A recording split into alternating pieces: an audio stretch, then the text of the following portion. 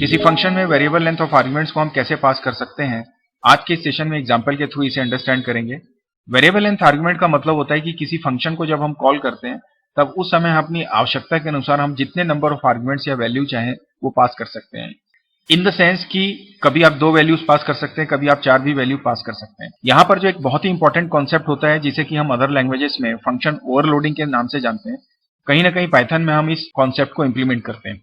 दूसरी इंपॉर्टेंट बात यह है कि पाइथन वेरिएबल लेंथ आर्गुमेंट्स के लिए जिस डेटा स्ट्रक्चर को यूज करता है that is called your tuple. This tuple, function overloading and variable length arguments को हम आपस में कैसे रिलेट करते हैं, स्टेप बाय स्टेप इसको पाइथन शेल में जाकर एग्जांपल से समझने की कोशिश करते हैं।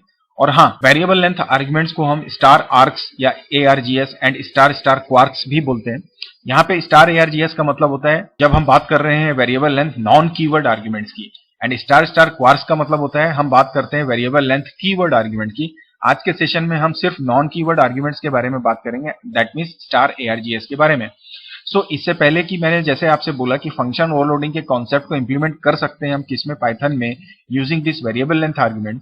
ये कैसे होता है, मैं 2 मिनट के लिए आपको फंक्शन ओवरलोडिंग का एक छोटा सा कॉन्सेप्ट बता देता हूं। यू कैन सी हियर, जब हम सेम नेम ऑफ फंक्शन को with different number of arguments के साथ यूज करते हैं, that phenomena is called function overloading in other languages.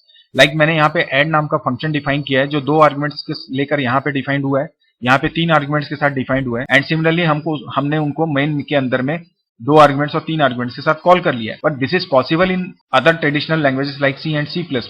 But when we talk about Python, अगर आप पाइथन में इसी तरह से फंक्शन ओवरलोडिंग को डिफाइन करने के लिए 2 डिफरेंट फंक्शन डिफाइन करें, same name of function define करें और उनमें नंबर ऑफ आर्गुमेंट्स को आप वेरी कर दें, एंड इसके बाद जब आप इसको एग्जीक्यूट करने की कोशिश करेंगे तो Python will not allow you to run this. The reason is what कि पाइथन में आप सेम नेम ऑफ फंक्शन को डिफरेंट वर्ड्स के लिए डिफाइन नहीं कर सकते हैं।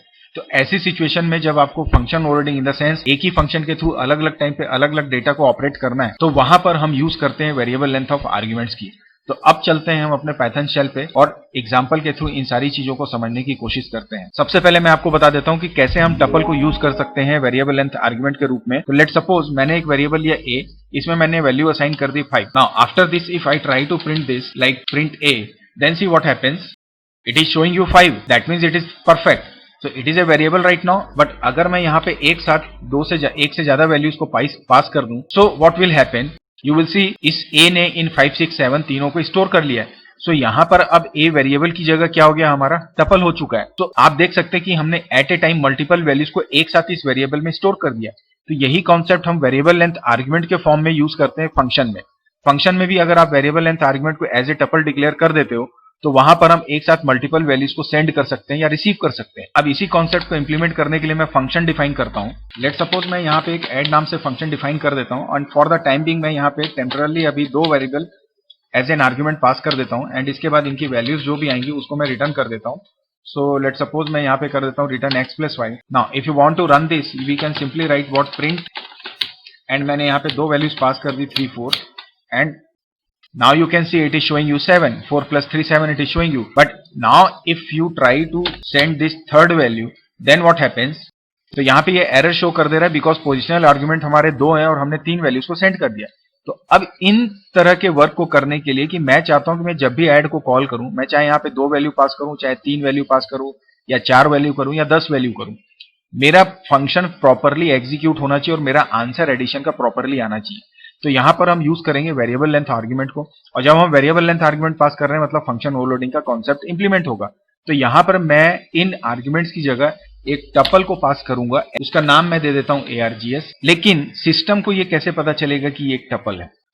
यहां पर फंक्शन के अंदर जब हम इस वेरिएबल को ले रहे हैं या डेटा स्ट्रक्चर ARGS को ले रहे हैं, तो हम इसे प्रीफिक्स कर देंगे स्टार से। तो now your Python will be able to understand that this is a tuple, means ये एट ए टाइम एक से ज्यादा वैल्यूज को स्टोर कर सकता है। This is how we can define variable length argument inside a function. अब इसके बाद में इसके कोड को मैं रीडिफाइन कर देता हूं।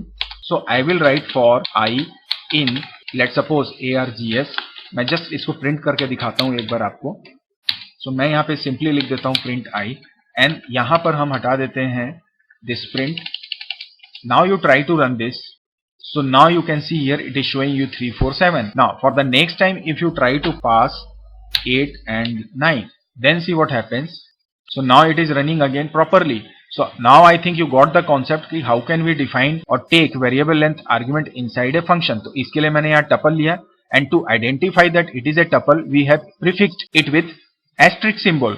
तो यहाँ पे asterisk का मतलब variable length of argument नहीं है, basically it is identifying that it is a tuple. It means it can store more than one value or whatever number of values जो भी हम इस add function के थ्रू यहाँ पे पास करते हैं.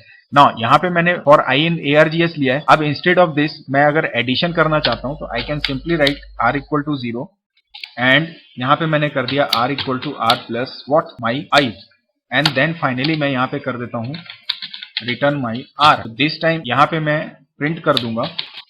Now it is okay. Now try to run this.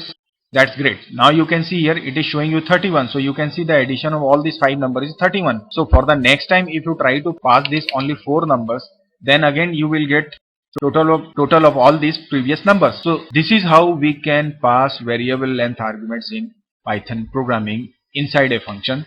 So कहीं ना कहीं इनडायरेक्टली ये फंक्शन ओवरलोडिंग के कॉन्सेप्ट को ही इंप्लीमेंट करता है. और हाँ, साथ में एक और इम्पॉर्टेंट बात मैं आपको बता दूं कि it is not compulsory that कि आपने यहाँ पे ARGS नाम दिया तो इसी नाम को ही हमेशा यूज करना है. You can give it to any name. Like मैं अगर इसे X कर दूं, यहाँ पे आप इसे X कर दो, then again your program is absolutely fine. So अगर आप अभी भी रन करोगे तो there is no problem. So now you can see it is showing you again the result. So ये आप कंफ्यूज मत होइएगा कि यहाँ पे हमेशा आपको ARGS ही लेना है. You can give it to any name, but it should be prefixed with this asterisk symbol so that your system will come to know that it is a tuple and it can accept more than one value at a time. So that's it for this session. Keep practicing and मिलते हैं next session में. तब तक के लिए bye bye and take care.